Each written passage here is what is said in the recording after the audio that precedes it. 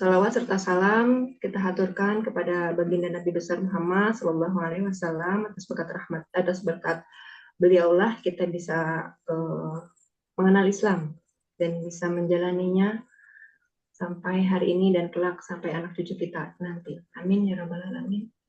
Ya, Bapak Ibu semua, apa kabarnya? Saya ingin tahu mungkin ya, siapa saja yang sudah hadir di sini, boleh jawab di kolom chat, boleh perkenalkan juga namanya siapa dan domisilinya di mana.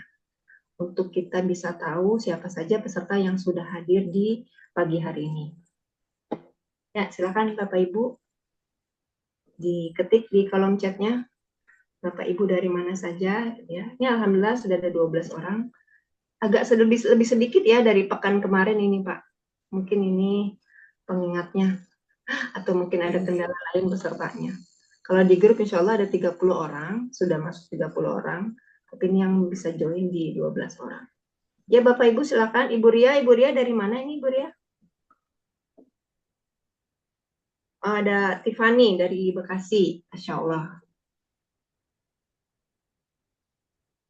Saya sendiri dengan Ati di Ciputat, Tangerang Selatan.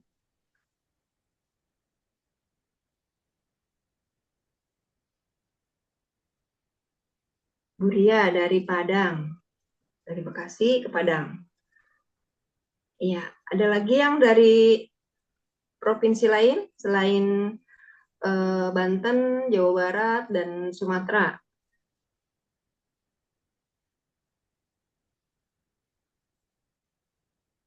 Ada Ibu Yeni dari Tangerang Kabupaten. Oke, terima kasih untuk Bapak Ibu yang sudah memperkenalkan diri. Alhamdulillah.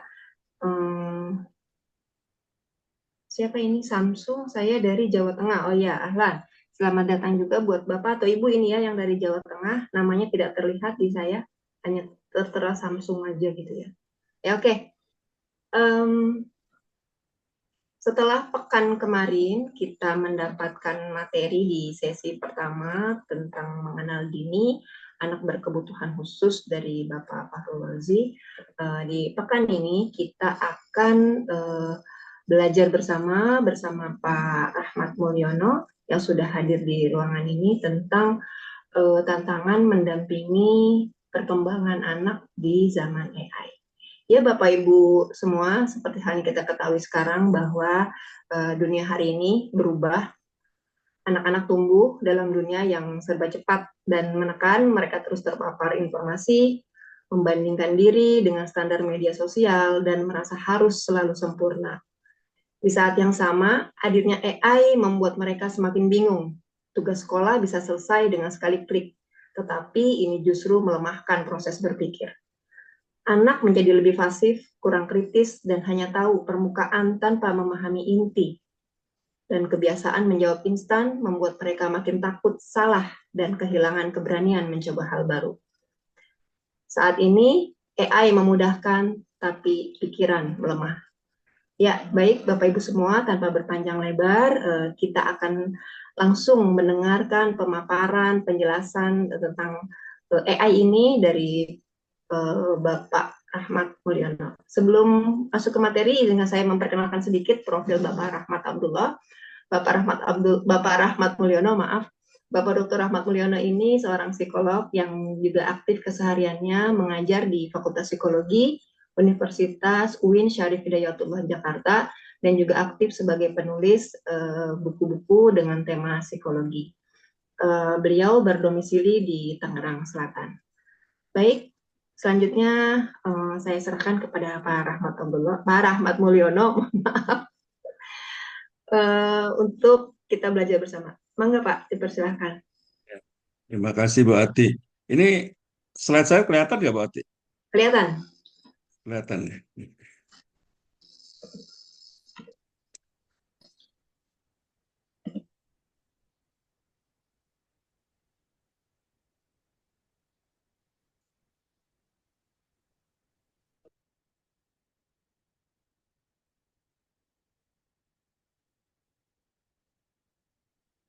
Oke, Assalamualaikum warahmatullahi wabarakatuh.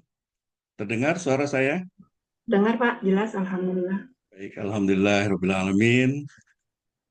Pada pagi hari yang cerah ini kita dipertemukan melalui via Zoom.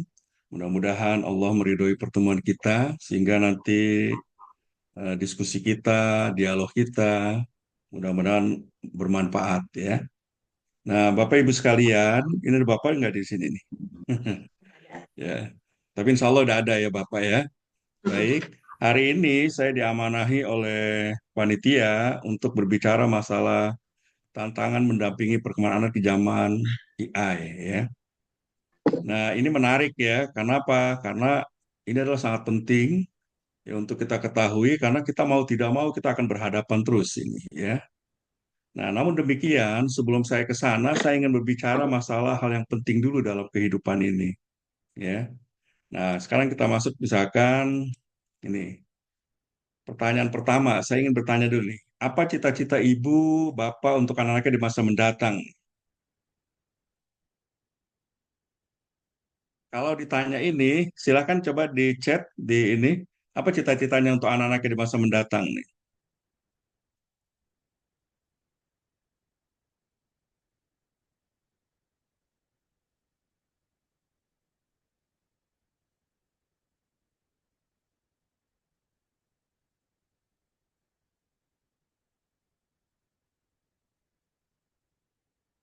Oke, menjadi anak yang sukses dunia di akhirat ya. Oke, baik. Hampir semua rata-rata seperti itu jawabannya ya. Kalau ditanya apa cita-cita Bapak Ibu untuk anaknya di masa mendatang, jawabannya biasanya ini nih. Ingin jadi punya anak yang soleh, yang soleha, kalau bisa ilmuwan, ya seperti profesor, doktor, insinyur dan sebagainya lah ya. Nah, syukur-syukur malah jenius, ya gitu kan. Ini hampir semua orang tua begini, ya ketika ditanya apa cita-cita ibu memiliki anak di masa mendatang, ini seperti ini, soleh, soleha, ilmuwan, ya syukur-syukur jenius. Ini hampir semuanya ditanya orang tua pasti begini jawabannya. Nah, kalau ditanya berikutnya lagi, apa yang harus dilakukan agar cita-cita itu tercapai? Nah, ini mulai pusing nih ya. Kita mulai, aduh pusing saya ditanya kalau tanya apa yang harus saya lakukan. Nah, mulai kita berpikir dia. Namun demikian, kalau kita tanya satu persatu, saya pernah melakukan survei ini, ya jawabannya seperti ini nih. Yang pertama, nah ini, ketika ditanya apa yang harus dilakukan agar cita-cita itu tercapai, pertama jawabannya ini, ya alami sajalah, mengalir seperti air. Kalau memang takdirnya kaya, ya kaya. Kalau memang takdirnya pinter, ya pinter, gitu ya. Seperti ini kebanyakan. Ya. Nah, pertanyaan kedua, ditanya bagaimana ibu cita-citanya supaya tercapai. Nah, jawaban yang kedua ini, dia lebih optimis nih.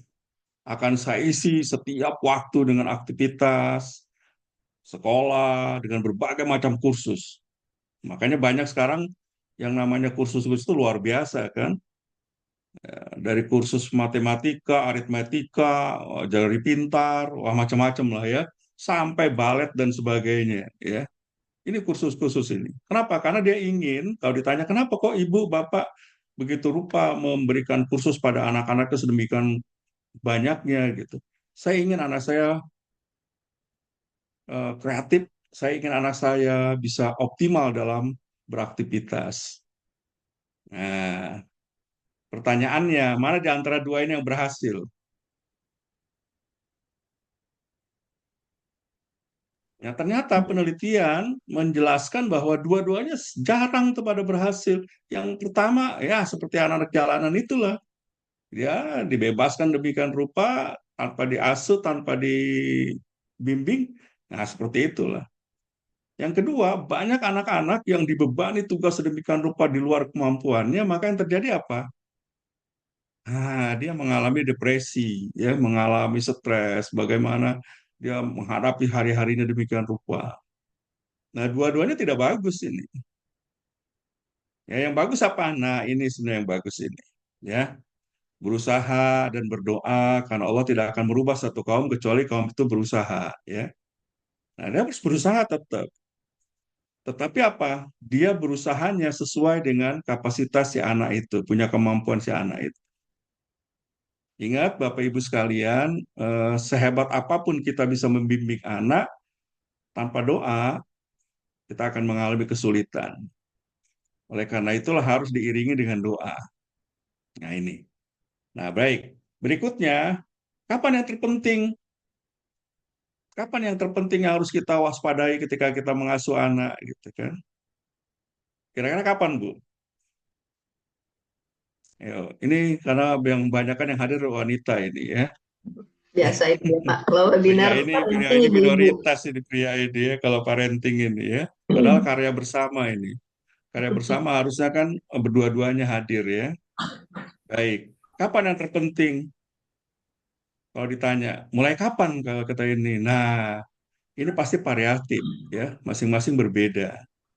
Nah, kalau kita membaca dari berbagai literatur yang ada, yang terpenting itu ini sebenarnya, masa Golden Age ini. Ya, inilah paling penting sebenarnya, karena masa ini tidak akan bisa kembali lagi nih. Ketika ini gagal kita mendidik anak, maka akan berat kita mengasuh ke depannya. Masa Golden Age, ya, masa keemasan orang sering menyebutnya begitu. Nah, pertanyaannya muncul berikutnya, apa sih Golden Age itu gitu kan? Nah, ini dia nih, ya. Golden Age itu masa usia emas anak usia dini. Kenapa? Nah, kenapa disebut anak usia emas? Nih, karena lihat coba, pada masa ini perkembangan otak anak sangat pesat. Makanya sering disebut sebagai masa golden period, ya. Bahkan anak di usia 5 tahun pertama ini diketahui mempunyai apa? Photographic memory. Mengingat seperti mata kamera. Makanya coba ibu-ibu pernah nggak, Bu, ngajarin sesuatu pada anak atau dia anak melihat sesuatu di televisi tiba-tiba ceplos ucapkan begitu. Nah, itulah anak-anak usia ini, ya. Kalau misalkan anak kita jalan-jalan keluar, tiba-tiba dia mendengar sesuatu ucapan, dia hafalkan ucapan itu sampai rumah ceplos gitu gitu kan. Nah, itu adalah kemampuan dia memang photographic memorinya. Makanya hati-hati betul.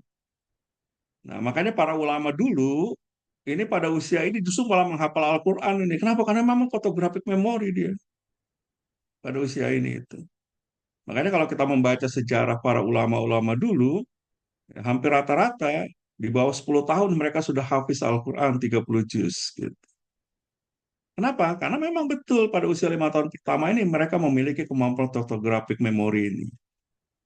Nah, sayangnya kita suka lupa ini, tidak memanfaatkan sebaik mungkin. Di usia ini justru malah diabaikan saja, dibebarkan aja lah, bebaskan gitu. Oh, justru di sini saatnya kita menggunakan waktu yang sangat emas ini untuk bisa mengoptimalkan perkembangan anak kita. Oke, berikutnya, kenapa ini penting? Nah, lihat nih. Yang pertama adalah ada nama pertumbuhan otak. Ya. Di saat inilah sebenarnya pertumbuhan otak anak-anak kita perlu diperhatikan betul. Nih, kenapa perlu diperhatikan betul? Karena proses belajar mengajar itu sangat berkait erat dengan cara kerja dan perkembangan otak. Kita nggak mungkin anak kita bisa mempelajari sesuatu kalau otaknya tidak normal, agak berat, ya. Oleh karena itu penting ini diperhatikan. Nah, coba kita lihat coba. Nah, tumbuh kembang otak ini, ya, dari usia 0 sampai 18 tahun kita lihat 0 sampai 3 tahun tuh tumbuh kembang otak tuh 90%. Jadi kalau kita ingin punya anak cerdas, disinilah saatnya nih. Ya, 0 sampai 3 tahun tuh tumbuh kembang otak 90% tuh. Jadi sejak dalam masa kandungan sampai usia 3 tahun itu 90%. Selebihnya 3 sampai 18 tahun itu tumbuh kembang otak hanya 10%. Jadi kalau kita sudah di atas 18 tahun, makan ikan sekilo setiap hari pun tidak pengaruh itu ibu-ibu. Ya. Kenapa? Karena sudah berhenti itu tumbuh kembang otak anak. Ya. Sudah berhenti otak. Sudah selesai lah kita. Ya, kita harus menerima dengan jiwa besar. Inilah otak kita gitu. Makanya kalau saya sering menyarankan sebaiknya kalau mau tes intelijensi 18 tahun itulah sebenarnya yang paling pas. Walaupun sebenarnya bisa saja di usia di atas 3 tahun juga bisa. Ini kan udah 90% dia. Ya, tapi sebaiknya sih 18 tahun itulah sebenarnya nyata ya. Nilai yang nyata dari sebuah tes intelijensi. IQ Anda sekian levelnya. Kenapa? Karena 18 tahun sudah tumbuh kembang otak itu berhenti. Nah, kemudian hasil riset menjelaskan bahwa perkembangan kapasitas kecerdasan anak ini sangat pesat terjadi di awal kehidupannya. Ini penting sekali ini ya. Coba kita lihat deh. Nih, ketika lahir, sel otak bayi berjumlah sekitar 100 miliar. Bayangkan coba. Jadi Allah tuh menganugerahkan kepada kita ini 100 miliar. Jadi sebenarnya kita pada dasarnya pintar semua manusia itu dianugerahi oleh Allah itu. Ya. Nah, cuman gimana? Nah, kita lihat coba. Saat anak usia berusia 3 tahun, sel otak telah membentuk sekitar 1.000 triliun jaringan koneksi atau sinap. Nah, lihat jumlah ini 2 kali lebih banyak daripada yang dimiliki orang dewasa. Makanya ketika umur 3 tahun ini, nah ini anak hebat ini ya. Kalau kita mau bimbing, mau kita gembleng dia menjadi sesuatu, asalkan dia menyenangkan, nah ini bisa menarik ya untuk kita akan diskusikan nanti. Nah, kemudian coba kita lihat sebuah sel otak dapat berhubungan dengan 15.000 sel lainnya. Nah, kita lihat coba. Ini, sinap-sinap yang jarang digunakan akan mati, sedangkan yang sering digunakan akan semakin kuat dan permanen. Nah, ibu bapak sekalian, kita sering kadangkala males menstimulasi anak untuk bisa dia berpikir, untuk dia bisa menjawab, untuk dia bisa merespon apa yang kita tanyakan. Padahal ini penting untuk memunculkan sinap-sinap agar dia kuat sinapnya. Ya, sinap-sinap ini kan penting ini ya. Nah, kita lihat misalkan. Nah, rangsangan atau stimulus yang diterima anak itu akan melahirkan sambungan-sambungan baru yang memperkuat sambungan yang sudah ada itu. Nah ini, kalau misalkan otaknya cerdas, ini yang banyak ya, neuron-neuron, sinap-sinap itu berhubungannya banyak sekali. Bedanya orang yang cerdas dengan yang tidak adalah volume otaknya, bukan besarnya otak. Nah, penelitian membuktikan bahwa Albert Einstein dulu termasuk orang yang jenius, dianggapnya di dunia ini, dia memiliki volume berat otak yang berat dibandingkan otak yang lain, orang lain. Kenapa? Karena memang ininya, jaringannya itu banyak gitu. Nah, kita lihat lagi. Yang kedua, tadi kan pertumbuhan otak, sekarang perkembangan intelektual. Ini penting juga. Perkembangan intelektual ini penting, kita perhatikan di masa-masa Golden Age ini adalah apa? Nih, lihat. 0 sampai 4 tahun, itu 50% kemampuan belajar seorang ditentukan pada masa 4 tahun pertama ini. Ya, jadi 50% dia. Jadi kalau kita ingin membentuk anak mau mengalih jadi ahli apa, diajarkanlah pada usia ini nih. Kenapa? Karena 50% dia memiliki kemampuan menangkap itu. Nah, selebihnya 4 sampai 8 tahun itu 30%. Nah, yang sisanya 20% itu berjalan, sisa berkembang pada 10 tahun berikutnya itu 8 sampai 18 tahun itu 20% saja. Ini adalah kemampuan belajar seseorang ya. Nah, kita lihat coba. Ini penelitiannya ahli neurologi ya, ahli neuroscience ya, Osborne dan sebagainya, termasuk Bloom di sini, dia jelaskan bahwa 0 sampai dengan 4 tahun itu 50% mencapai perkembangan intelektual kecerdasan anak ini. Nah, tadi sama 0 sampai dengan 8 tahun 80% dan 0 sampai 18 tahun 100%. Jadi, kalau kita ingin tahu apakah anak kita cerdas atau tidak, lihat saja sampai 18 tahun. Ini udah 100% dia muncul. Tapi kalau misalkan hanya ingin lihat saja, gampang. 8 tahun dia udah kelihatan, karena udah 80% kan muncul. Nah, sedangkan pertumbuhan fisik, ini 0 sampai 12 tahun ya. Jadi 12 tahun sudah 100% itu pertumbuhan fisik itu. Nah, jadi anggapan bahwa pendidikan baru bisa dimulai setelah usia SD itu tidak benar sebenarnya. Bahkan pendidikan ini mulai pada waktu usia TK pun sebenarnya sudah terlambat juga. Dalam Islam itu sebenarnya yang paling benar adalah pendidikan anak mulai adalah ketika kita memilih pasangan hidup kita. Itulah saatnya kita memulai pendidikan kita. Apakah nanti anak-anak kita akan memiliki anak-anak yang soleh, soleha, cerdas, cendekia, itu tergantung pinter kita tidak memilih anak, apa memilih pasangan hidup kita. Karena nggak mungkin itu. Ya, kita punya anak yang hebat, kalau pasangan kita memang salah dalam memilih. Nah, setelah itu masa dalam kandungan. Masa dalam kandungan tuh penting sekali, ya. Kita sering terlupakan itu 9 bulan, 10 hari itu terlupakan mendidik anak kita itu. Kita hanya memberikan apa nutrisi saja. Padahal pada usia itulah sebenarnya penting kita ajarkan anak-anak kita. Kalau kita membaca bukunya Hussein At-Tabatabai itu yang jenius abad 21 itu yang hafal Al-Quran usia berapa? 3 tahun itu yang dapat gelar doktor dari Inggris ya. Itu ternyata dia dididik sejak dalam masa kandungan. Ibunya mengajarkan anaknya tadarus Al-Quran. Kemudian apa? Dia usapkan perutnya. Enak, hari ini kita membaca ayat ini ya gitu. Jadi terjadi itu interaksi. Orang-orang akan mengetawakan bagi yang tidak paham. Ngapain ngajak ngomong ke bayi dalam kandungan? Padahal sebenarnya bayi itu sudah bisa berinteraksi. Saya pernah coba melakukan ya karena kebetulan istri saya adalah seorang dokter kandungan kebidanan.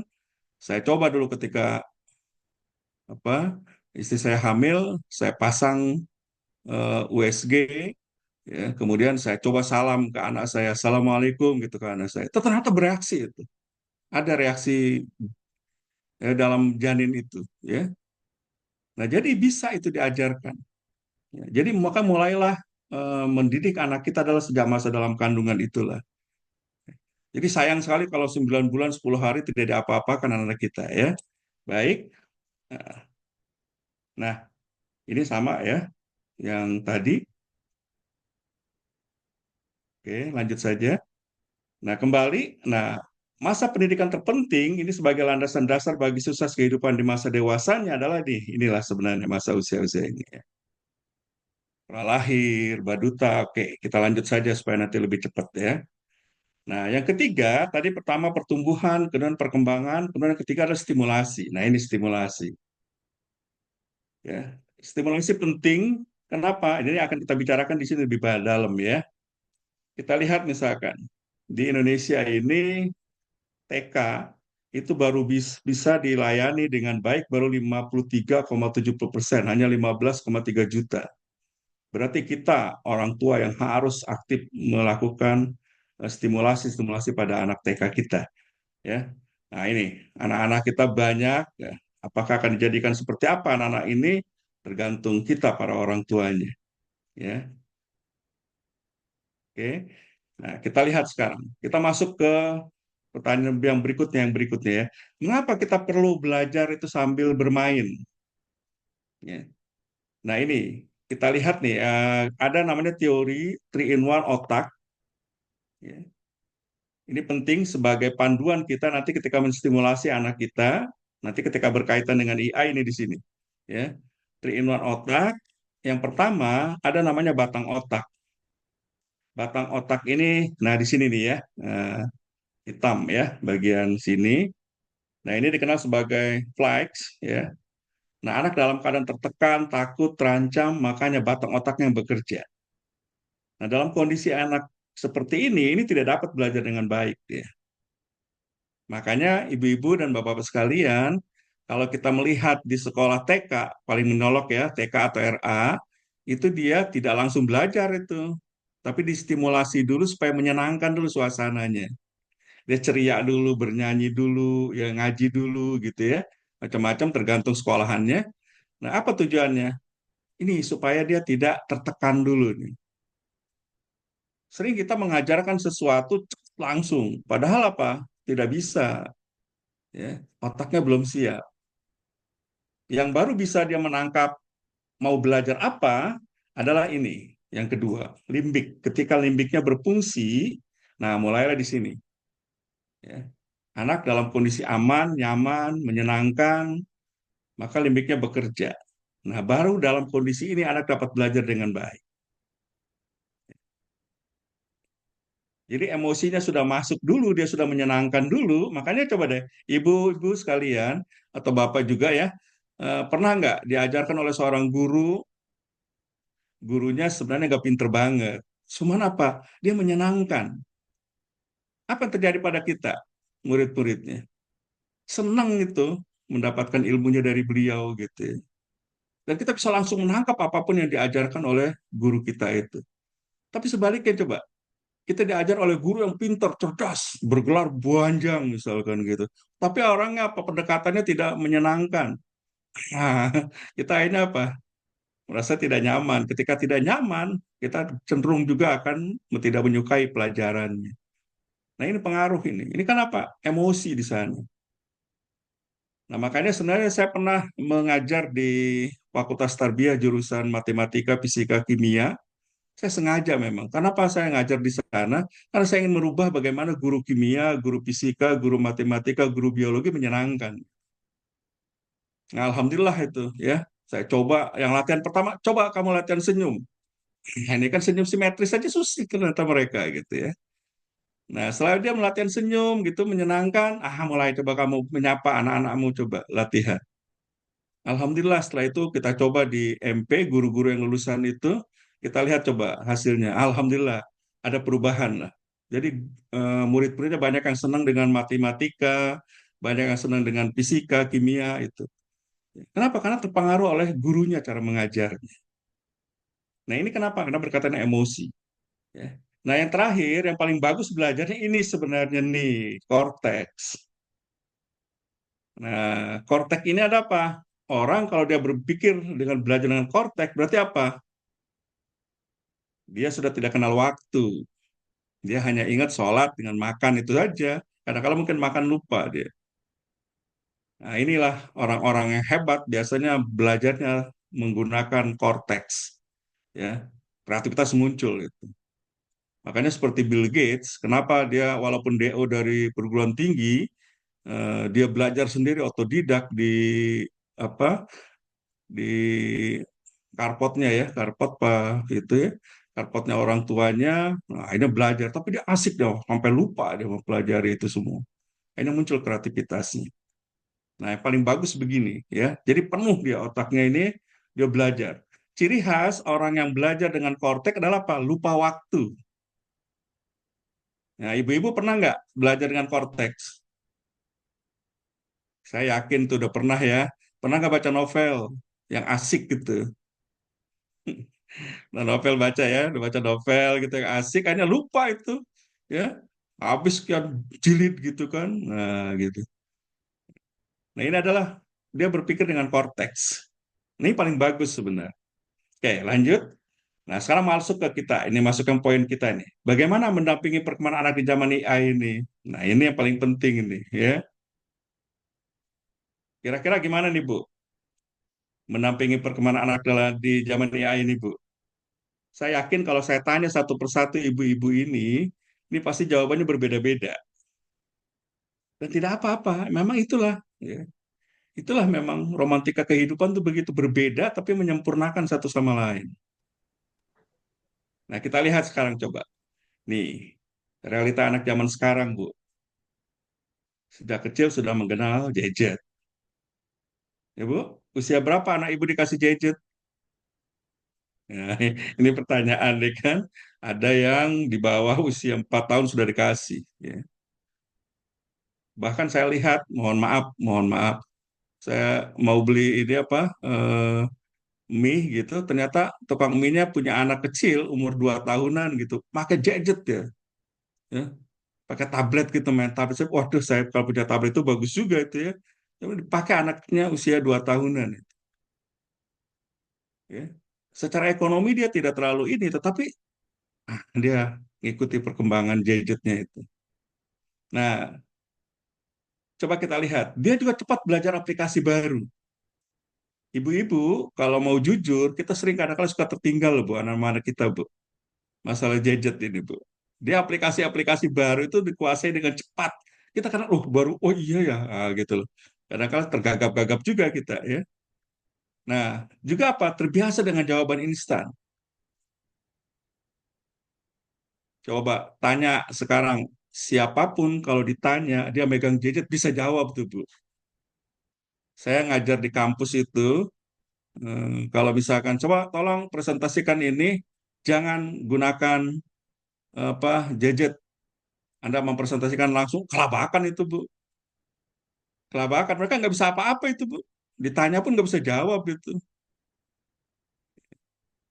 Kenapa? Karena terbiasa dengan jawaban instan. Gitu. Nah, yang lebih mengkhawatirkan adalah lebih nyaman chatting daripada ngobrol langsung. Makanya ciri khas anak-anak sekarang itu apa, Bu?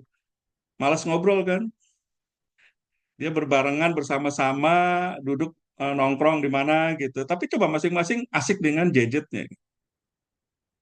Nah, inilah fenomena yang ada di zaman sekarang ini. Nah, pertanyaannya adalah, apakah mereka siap secara mental dan emosional? Belum tentu, Bu. Ya.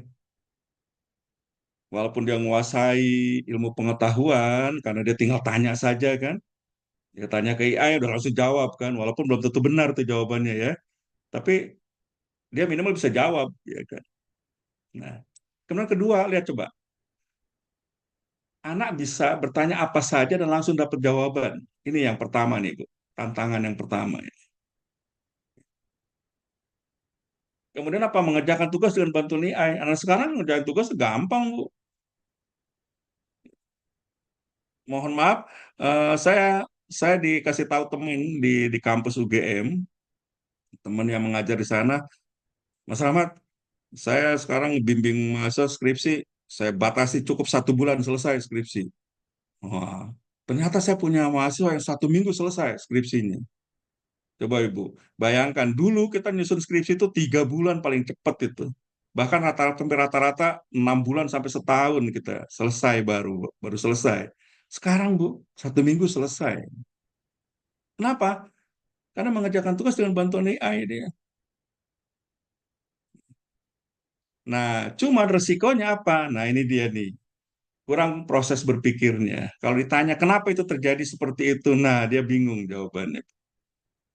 Dia hanya bisa jawaban instan, tapi apa? Dia tidak bisa tuh. Bagaimana prosesnya? Mengapa bisa terjadi seperti itu? Nah, ini dia agak sulit ya. Nah, kemudian apa lagi? Tidak biasa berjuang dia.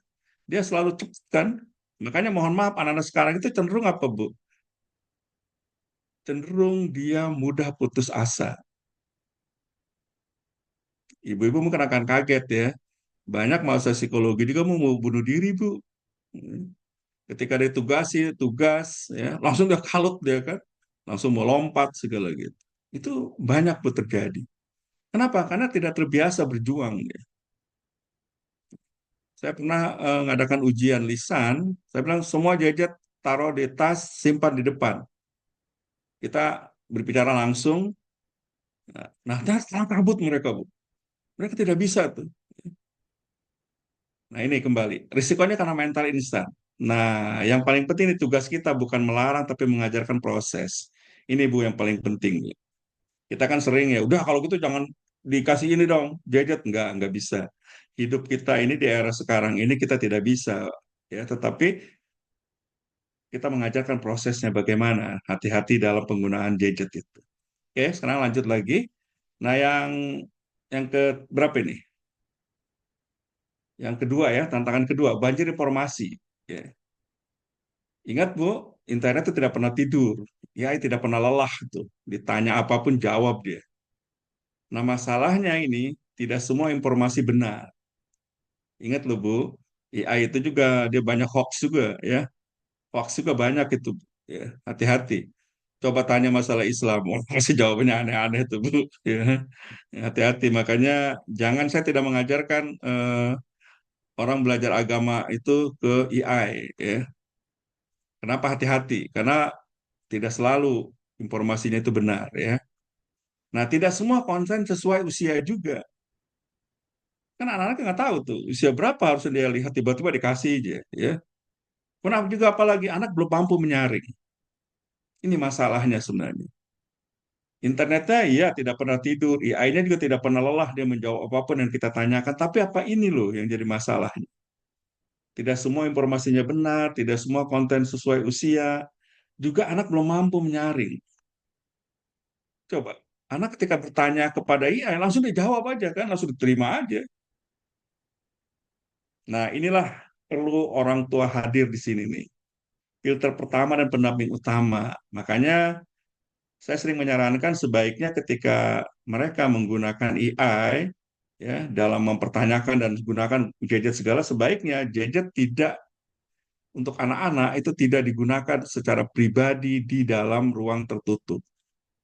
Sebaiknya bersama-sama di ruang terbuka, di ruang tengah dan sebagainya.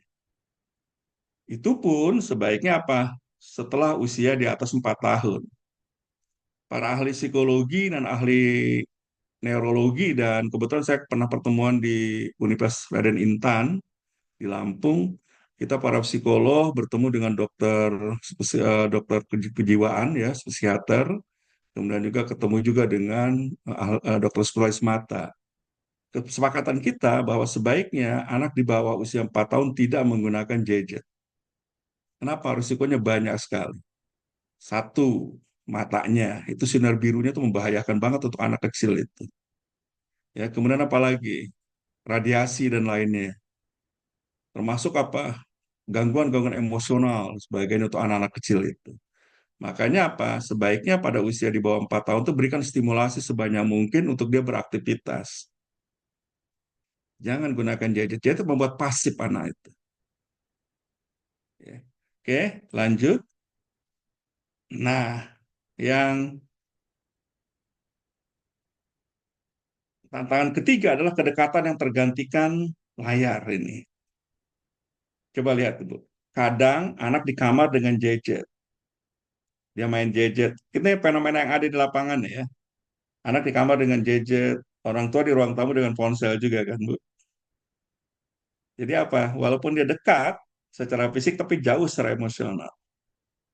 Ibu lihat ya sekarang nih, kalau acara makan bersama saja di restoran atau apa, sebelum mereka makan bersama itu makan, dia masih pegang gadgetnya dan mereka sibuk dengan gadgetnya masing-masing. Tidak ada tuh namanya ngobrol antara ayah, bunda, dan anak-anak.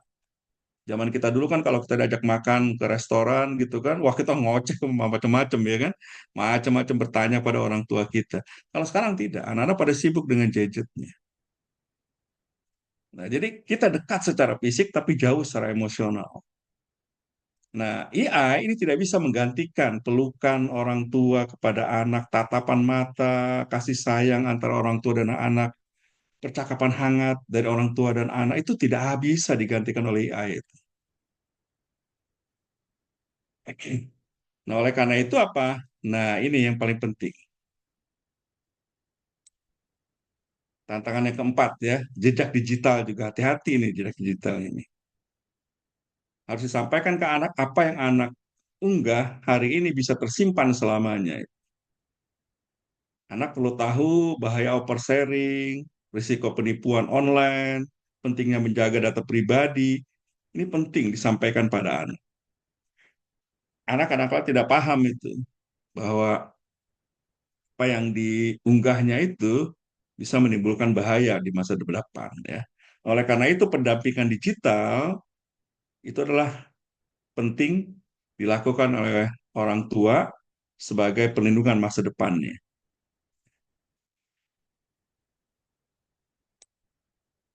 Dan yang berikutnya adalah peran orang tua di era AI apa ini? Nah, ini peran orang tua nih.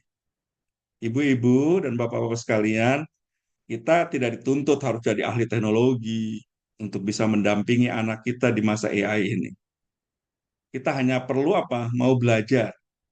Nah, seperti sekarang alhamdulillah ini ada 18 yang hadir, kita sama-sama belajar untuk berdiskusi bagaimana memperbaiki pola asuh pada anak-anak kita tercinta. Nah, kemudian apa lagi? Mau mendengar. Ini paling susah Bu sekarang ini Bu. Ya orang pengennya banyak ngomong aja, mendengarnya susah Bu. Jadi pendengar yang baik tuh lebih susah loh Bu. Ya. Yang kebanyakan apa? Senang orang yang ngomong gitu. Padahal justru malah orang yang hebat adalah mau mendengar. Kemudian juga apa yang ketiga mau berdialog. Tidak sungkan untuk bertanya kepada orang kalau kita ingin mengetahui sesuatu gitu. Ya. Kemudian bisa berbagi pengalaman pada orang-orang yang sudah sukses mendidik anak-anaknya. Itu penting loh Bu. Sebagai bahan informasi dalam kita mengasuh anak kita. Kemudian apa? Memberi batasan yang konsisten. Ini penting, Bu. Nggak bisa kita memberikan gadget pada anak kita tanpa dibatasi. Dan yang terakhir adalah apa nih? Menjadi teladan penggunaan gadget. Kita sering menuntut anak kita tidak menggunakannya, tapi kita penggunaan gadget di depan anak-anak kita. Ini yang sering terjadi. Ya, sebaiknya apa? Kalau masih anak-anak kita sepakat jam 9, misalkan jam berapa kita di rumah. Oke, jam 9 stop. Sudah semuanya gadget taruh di depan di ruang tamu misalkan. Udah semuanya sama. Nah, kita orang tua kan banyak juga hal-hal yang penting ya. Taruhlah gadgetnya misalkan di kamar, tapi tidak usah dipakai dibunyikan kan supaya dia apa? Supaya tidak tahu anak-anak itu. Ya. Yang penting gadget kita yang aslinya taruh di depan. Mohon maaf, kenapa kok seperti berbohong Pak? Tidak, tidak berbohong. Karena kita punya tugas kan. Misalkan seorang dokter nggak mungkin kan, dia tidak menyimpan gadgetnya di sebelahnya. Karena biasa aja malamnya dia bisa dipanggil kan. Oleh karena itu memang tetap harus ada gadget tertentu di kamar sebagai tugas kita. Tapi gadget yang memang kita pakai untuk harian harus dikumpulkan di depan. Selesai, semuanya sama. Satu, satu kata, satu ucapan, satu perbuatan. Nah, lihat anak lebih apa ini? Anak lebih gampang meniru daripada mendengar nasihat, ya. Jadi anak lebih meniru perbuatan orang tua daripada mendengar nasihat ini, ya. Makanya penting contoh orang tua ini. Nah, sekarang masuk ke ini, strategi praktis di rumahnya bagaimana? Nah, ini Bu, buat aturan screen time yang jelas. Jam berapa seorang anak misalkan boleh main gadget? Kemudian berapa lama seorang anak boleh main gadget? Ini penting, Bu, supaya dibuat bersama-sama. Sehingga nanti ketika mengingat, ayo udah habis waktunya sayang, simpan. Ah, nggak usah pakai tantrum lagi, nggak usah pakai marah lagi. Kenapa? Karena sudah ada kerjasamanya screen time ini yang jelas ya. Kemudian buat lagi apa? Zona bebas gadget, Bu. Misalkan contoh di meja makan, ketika makan tidak ada gadget. Ini zona bebas harus ada, Bu. Sekarang kan tidak bisa tuh anak-anak tuh makan juga di depannya gadget kan. Makan sambil ngunyah, sambil ngeliat gadget juga kan. Bahkan sholat pun bawa gadget juga lagi kan. Saya sering mengatakan sebaiknya kalau sholat janganlah bawa gadget. Memang ada apa sih gitu kan? Saya sering mengingatkan sholat Jumat juga tuh. Soalnya saya sering melihat jamaah itu banyak yang pakai gadget gitu. Dia melihat, udah bukan mendengarkan khotbah Jumat, tapi melihat gadget gitu. Nah ini malah ngawur kan. Nah ini harus ada zona bebas gadget itu. Ya. Kemudian apa? Diskusi terserah misalnya di meja makan apa di mana bebas gadget itu kan masing-masing berbeda ya. Udah kalau gitu jelas beda tuh di ini misalkan di pas waktu sholat, oke silahkan. Yang penting bersama kita memutuskan kesepakatan itu. Kemudian diskusi mingguan tentang apa yang mereka lihat secara online itu. Ini perlu nih Bu. Mingguan itu perlu Bu. Supaya apa tuh? Nah ini tadi, ajarkan berpikir kritis di sini nanti Bu. Gunakan AI bersama bukan diam-diam Bu. Jadi bareng-bareng. Contohnya misalkan ini, tanya anak misalkan apa? Menurut kamu AI ini benar, sudah benar apa belum sih? Nah gitu loh. Itu adalah melatih dia untuk berpikir. Jangan sampai nanti apa, dia langsung menelan mentah-mentah apa yang disampaikan oleh AI. Tapi coba, menurut kamu jawaban AI itu sudah benar apa belum ya? Nah, misalkan begitu. Dia kan akan jawab gini-gini. Nah, kita sebagai orang tua bisa mengarahkan dan mengkritisinya kalau memang masih perlu diperbaiki ya. Oke, yang berikutnya adalah hal yang tidak akan pernah digantikan AI ini, Bu. AI bisa saja menjawab apapun pertanyaan yang kita tanyakan, tapi tidak bisa dia mengajarkan nilai hidup, tidak bisa dia menanamkan iman dan karakter, tidak bisa juga memberikan kasih sayang tanpa syarat, dan juga tidak bisa menjadi figur panutan. Inilah tugas kita sebagai orang tua, ibu-ibu.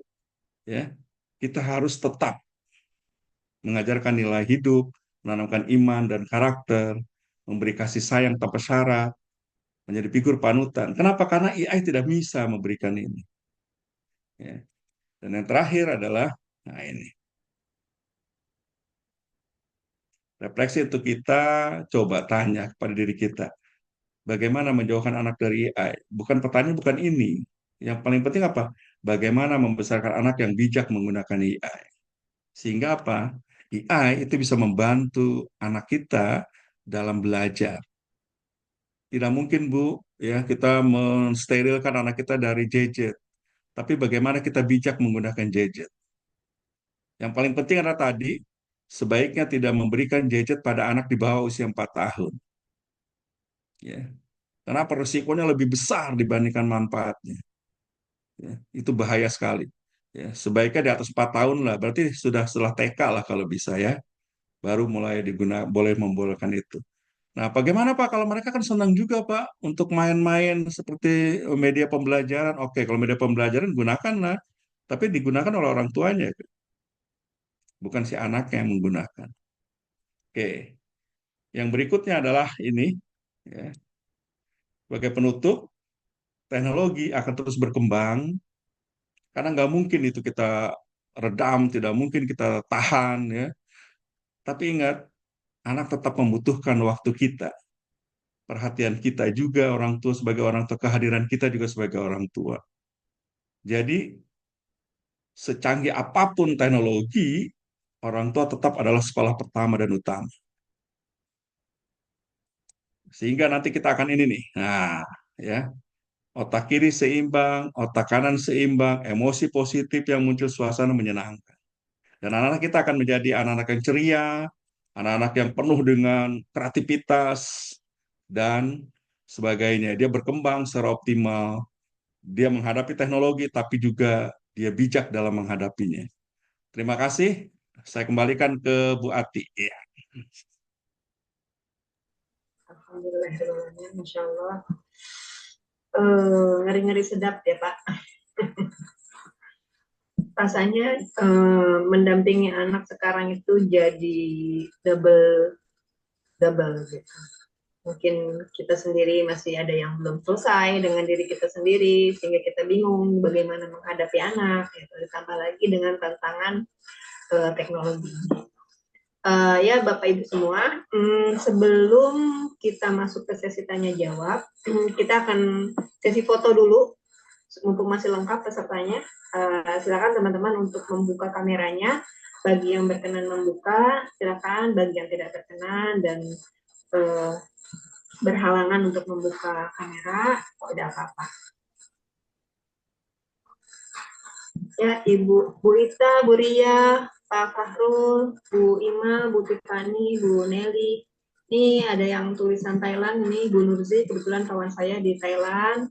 Dan ini juga ada kawan saya dari Abu Dhabi, ikut hadir juga di pekan ini. Alhamdulillah, semoga aman ya Mbak Fifta.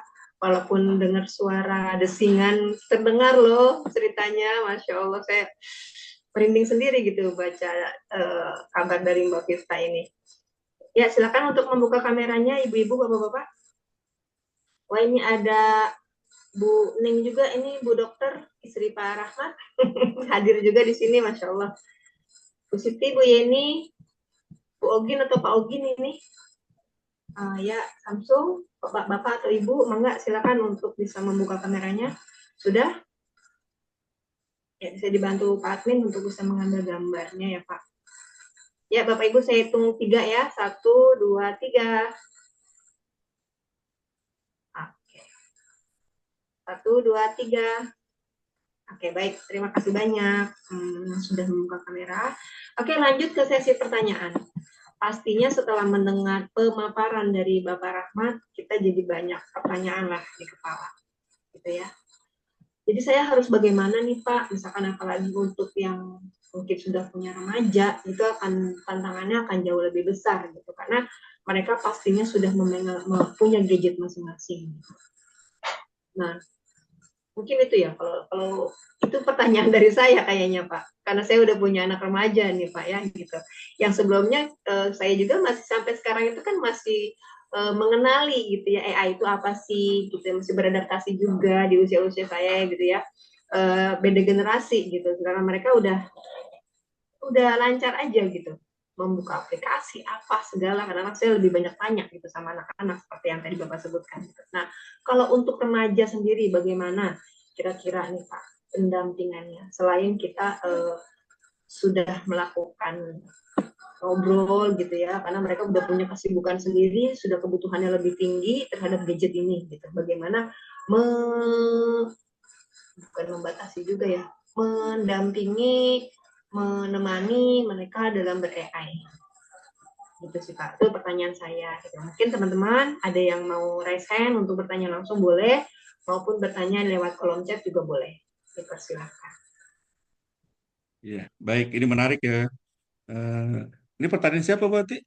Ini pertanyaan saya Pak, Oh, iya, iya.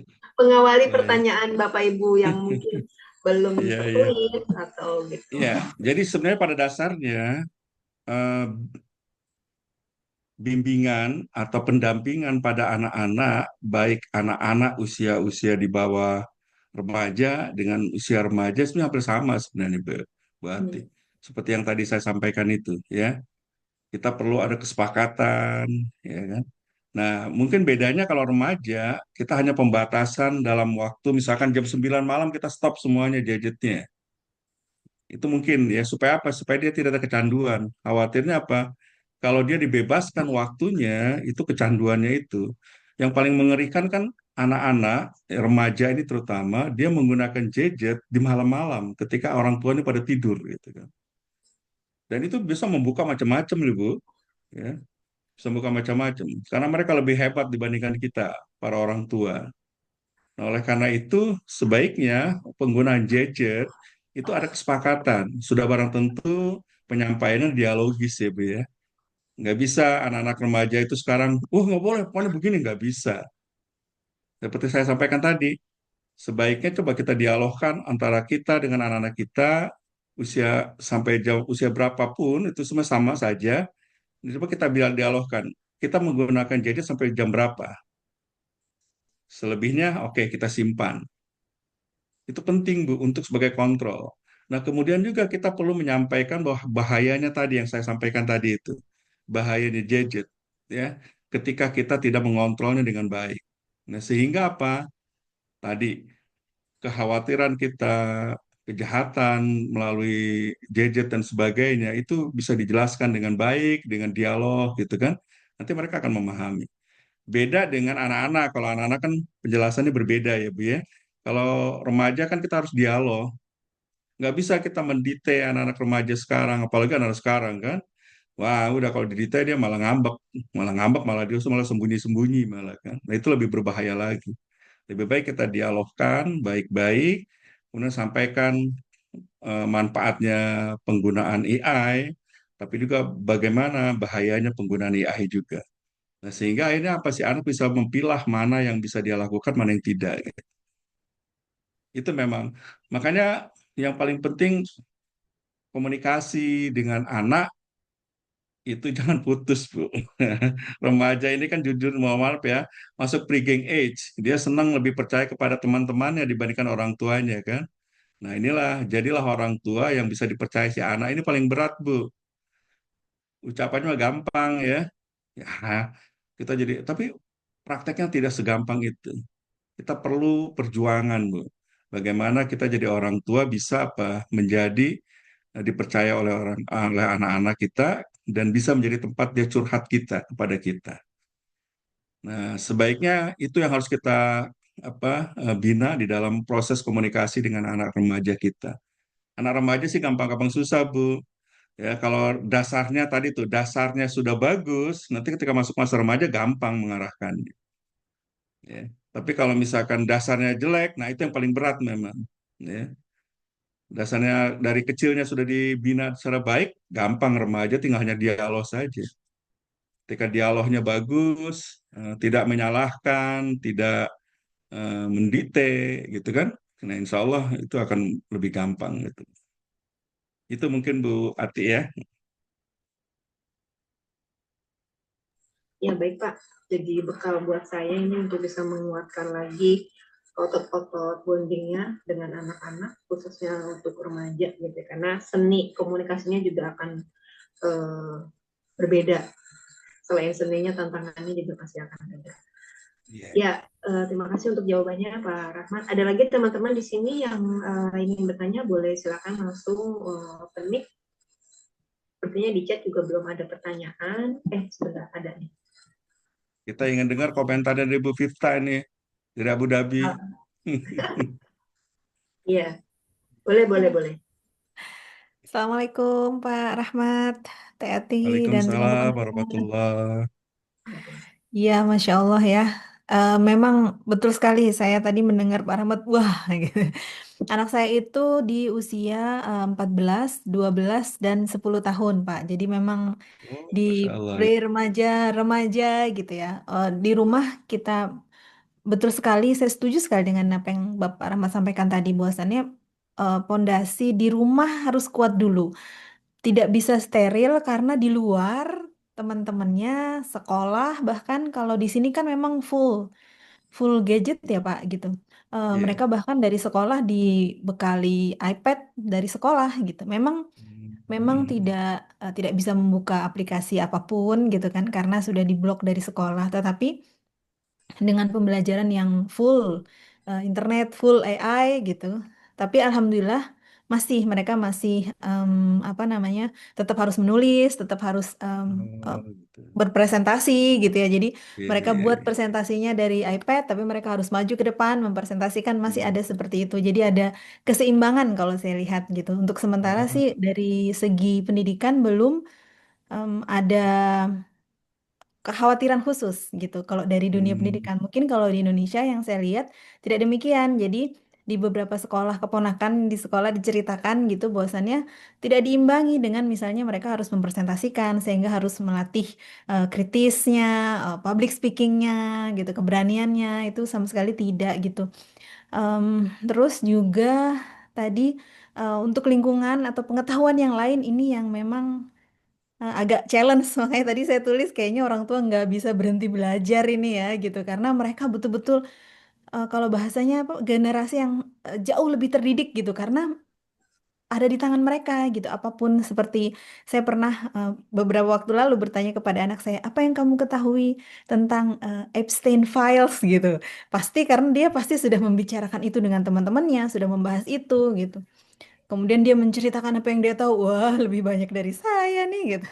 Jadi yang kita fokuskan justru mana yang hoax, mana yang tidak, bagaimana cara kita menyikapi itu, bagaimana pandangan kita, pendapat kita tentang hal itu, bagaimana kita memandang dunia, situasi dunia saat ini gitu. Jadi saya bilang, nah tahu kan kenapa sekarang Umi itu wajib karate gitu, wajib Iya. mengaji, wajib Eh, belajar ilmu Islam gitu, ilmu agama gitu, karena memang dunia segila itu gitu. Kalau kita tidak punya ini pegangan, tidak punya yang kuat, ya iman Islam ini gitu, itu yang akan guide kita bagaimana dunia yang gila ini kita akan bisa tersesat gitu. Jadi memang lebih harus banyak diskusi seperti Teh Hati tadi bilang gitu dengan anak dan kita juga sebagai orang tua. Terima kasih Pak Rahmat mengingatkan, ayo terus belajar. Terima kasih Teh Hati sudah memberikan wadahnya, Masya Allah. Saya ingin tanya nih Pak sekarang. Tadi iya. sudah cerita. Eh, Bagaimana sih kita itu? Karena mereka tuh pertanyaannya kadang ajaib-ajaib Pak. Jadi kayak Hmm. misalnya tiba-tiba anak saya suatu pagi datang, oh saya tahu sekarang kenapa kamu nggak bolehkan kita itu pacaran, karena yang dosa dalam Islam itu seks bebasnya kan. Aku berarti nggak boleh seks bebas kan? Ini anak 12 tahun ya. Rasanya kan, oh, oh, iya iya oke mari kita bahas seks bebas itu apa gitu. Nah itu Pak, bagaimana kita sebagai orang tua eh, bukan mengimbangi ya karena tapi bisa membersamai seperti tadi bilang gitu kita supaya tidak ketinggalan-ketinggalan banget gitu supaya kita tuh nggak jauh-jauh banget atau nggak tetap bisa terus dalam koridor. Kalau misalnya tipsnya, kalau misalnya tiba-tiba ada pertanyaan yang mendadak terus kita nggak bisa jawab tuh boleh nggak sih Pak kita misalnya bilang apa ya, aduh nggak tahu ya, atau kadang orang tua, apaan itu pertanyaan macam apa itu? Kadang tertrigger seperti itu. Nah, itu gimana, Pak? Terima kasih, Pak. Baik. Terima kasih. Langsung ya, berarti. Boleh Pak, enggak, enggak. Silakan. Baik, ini menarik ya. Saya sih mendengar juga bagaimana nanti Bu Pipta menceritakan anaknya dalam proses sekolahnya itu ya, supaya nanti bisa jadi kita contoh juga ini. Ya, kita kan di sini mohon maaf ya, gadget kita ini pakai hiburan aja kan kebanyakan di Indonesia ini.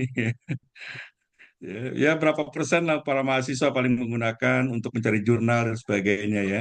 Tapi kalau untuk anak-anak, saya lihat hampir semua dipakai untuk hiburan aja.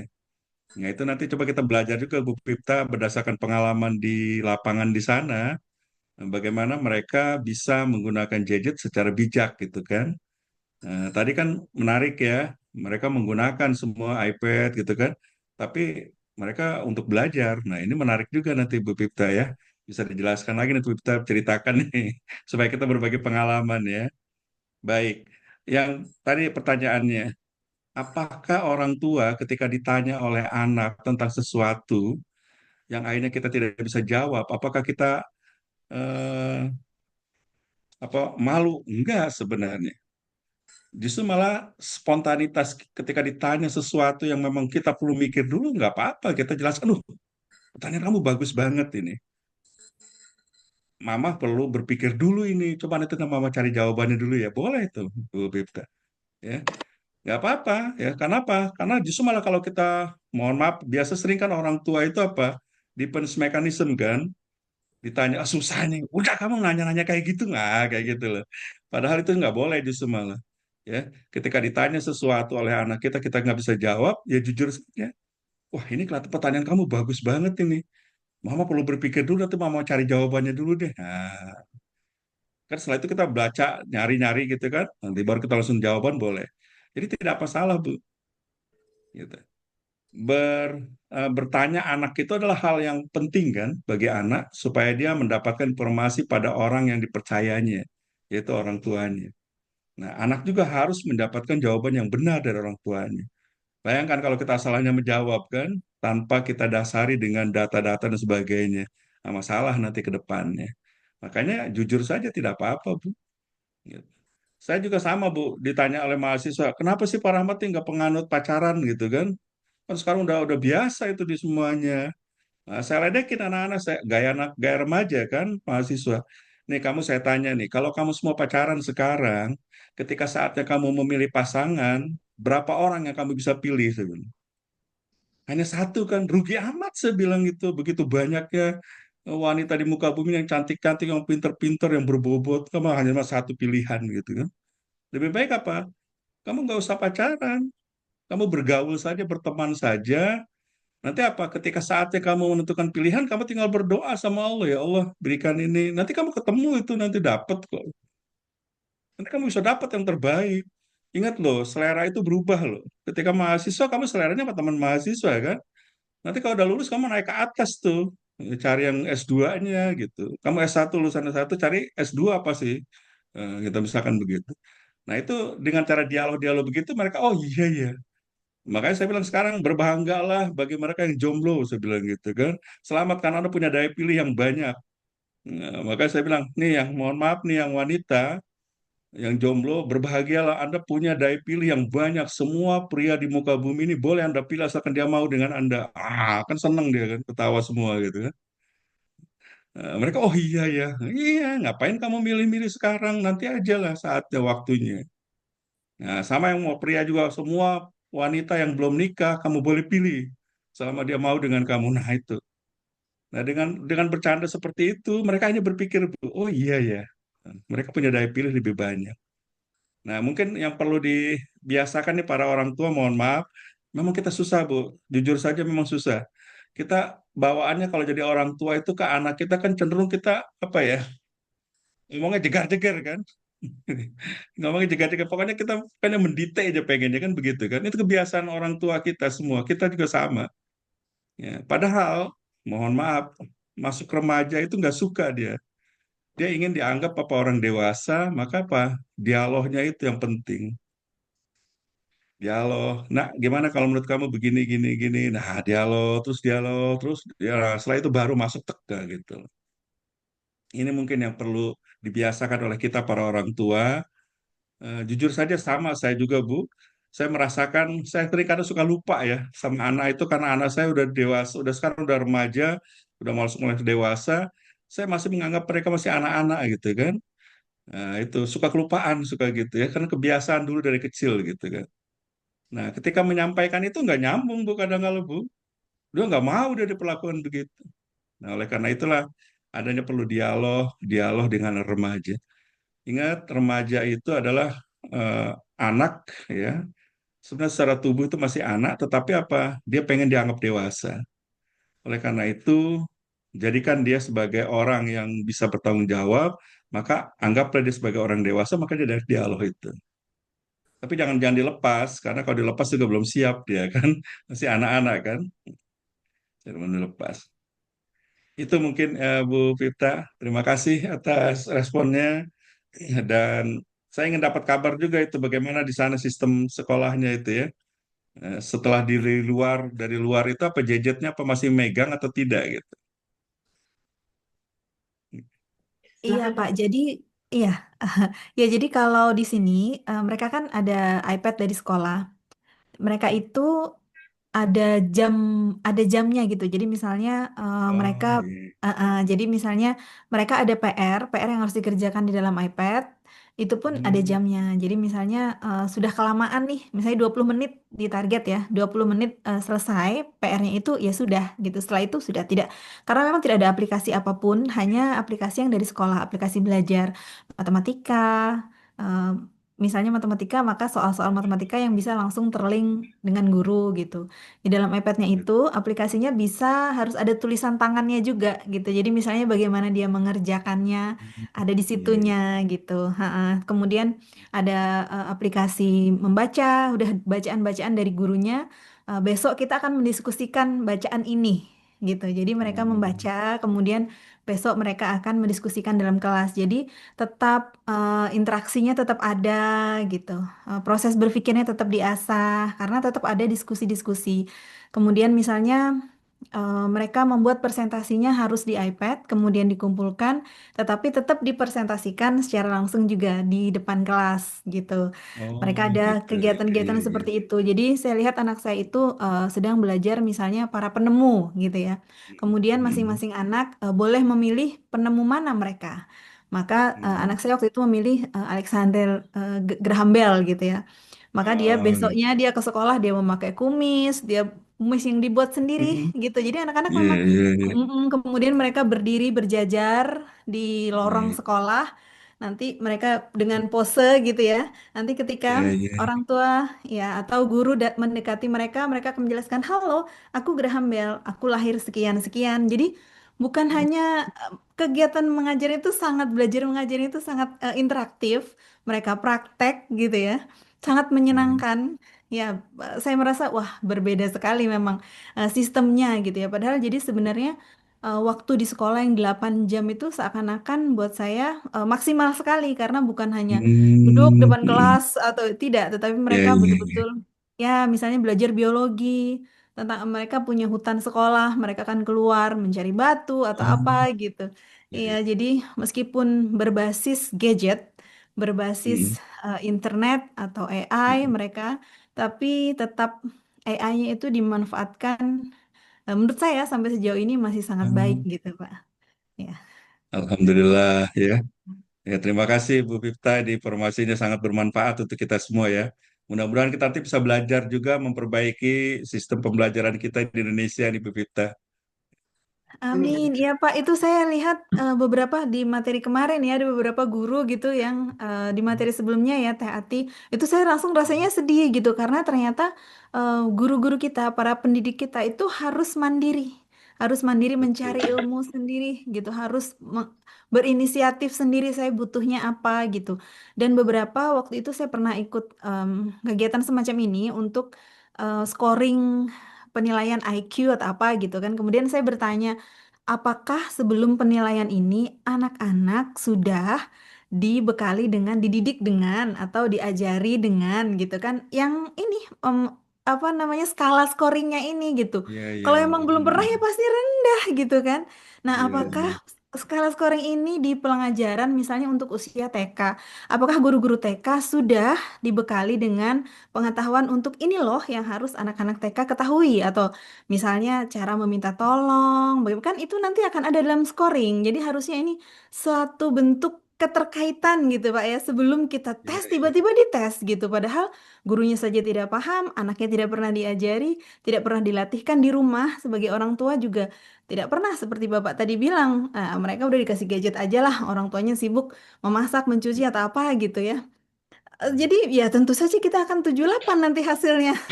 Rata-rata Iya, iya. lagi gitu. Padahal memang dari ini harusnya koneksinya wah Masya Allah. Saya makanya berbahagia sekali ada kegiatan seperti ini. Mungkin harusnya lebih disebarluaskan lagi gitu ya. Saya pengennya ini orang tua semua di seluruh Indonesia bisa ikut terus belajar, guru-guru terus Hmm, belajar gitu dan ya iya. kita emang tidak bisa berharap dengan pemerintah, tetapi insya Allah Hmm, Bismillah gitu ya Pak ya. iya, iya. Terkuat ini nanti di akhirat di padang mahsyar. Amin, amin. Paspor Iya. kita insya Allah, insya Allah. Amin, amin. Terima kasih, Bu Fifta. Ya. Pertanyaan terakhir, Bu Fifta. Di sana menggunakan bahasa Inggris atau bahasa Arab, Bu Fifta? Anak saya di sekolah internasional jadi bahasa Inggris, Pak. Oh, bahasa Inggris ya. Walaupun di Abu Iya. Dhabi bahasa Inggris ya. Bahasa Inggris, ya. Oh, gitu. Oh, iya, Ya. ada beberapa bahasa sampingan seperti mereka tetap harus belajar bahasa Spanyol dan bahasa Prancis gitu. Hmm. Dan bahasa Arab, jadi mereka bahasa utamanya adalah bahasa Inggris, kemudian ada Bahasa pelajaran Inggris. seminggu 3 kali itu mereka ada bahasa Prancis, bahasa Spanyol, sama bahasa Oh, Arab. Iya, jadi bahasa Arabnya itu justru masuk sepelajaran biasa gitu, tapi bahasa pengantaran bahasa bahasa ya. Inggris. Hmm. Hmm. Karena Iya. international school itu ya, jadi memang uh, bukan asli sekolah dari pemerintah Abu Dhabi ya. Makanya sistemnya itu, sistem pembelajaran itu juga international school, punya kurikulum sendiri, bukan kurikulum Abu Dhabi itu sendiri gitu ya Mbak. Mungkin sama ya dengan sekolah-sekolah international school yang ada di waktu saya di Malaysia juga sama gitu ya. International school itu pasti punya kurikulum yang uh, brilian sih menurut saya gitu ya. Dengan saya pernah ke satu sekolah namanya Brighton School itu di Malaysia itu, dia punya jadi seperti tema-tema gitu. Ketika anak belajar biologi ya masuk, jadi moving class gitu loh. Jadi di ruangan itu ya interaksinya ada, prakteknya ada, jadi tidak hanya sekedar teori gitu. Bukan seperti halnya kelas-kelas klasikal yang sekolah pemerintah mungkin atau kebanyakan sekolah di Indonesia itu pada umumnya seperti itu. Tapi saya nggak tahu juga apakah di Indonesia ini ada sekolah internasional school yang seperti itu, moving class gitu sifatnya gitu. Mungkin ada, tapi saya sendiri mungkin yang kurang jauh gaulnya gitu ya.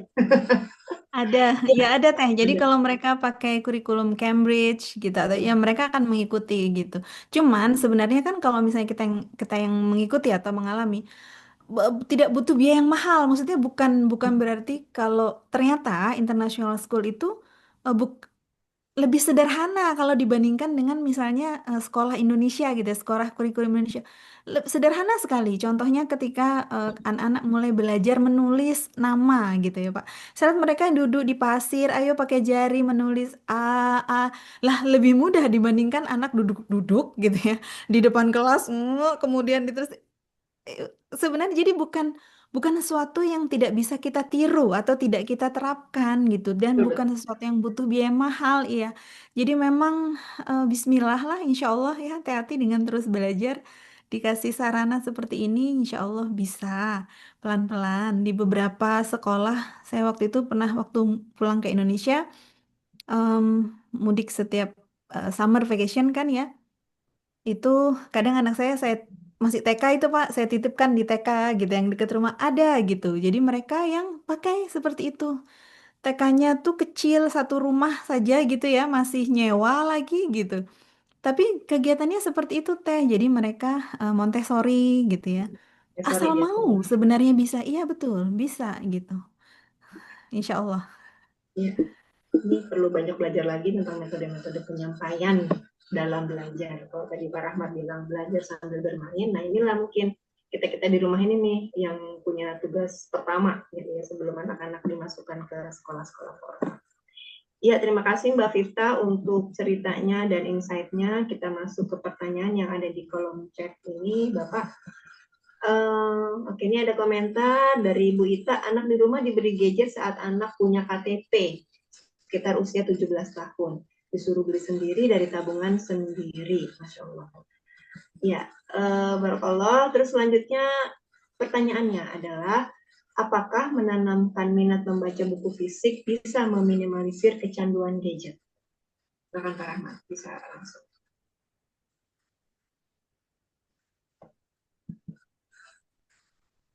Ya. Saya coba cari bacaannya di mana di ini ya Di chat, Pak. di chat ya. Oke lah, saya belum ketemu. Baik, yang pertama apa tadi? Saya jadi malah nggak concern tadi. Gimana? Yang pertama pertanyaannya? Pertanyaannya, apakah membaca buku fisik bisa meminimalisir kecanduan gadget? Itu pertanyaannya.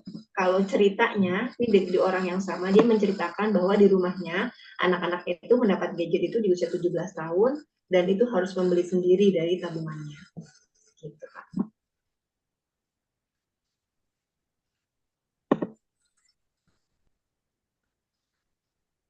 Sudah ketemu, Pak, di kolom chat? Nggak ketemu ya di kolom chat ya. Oh,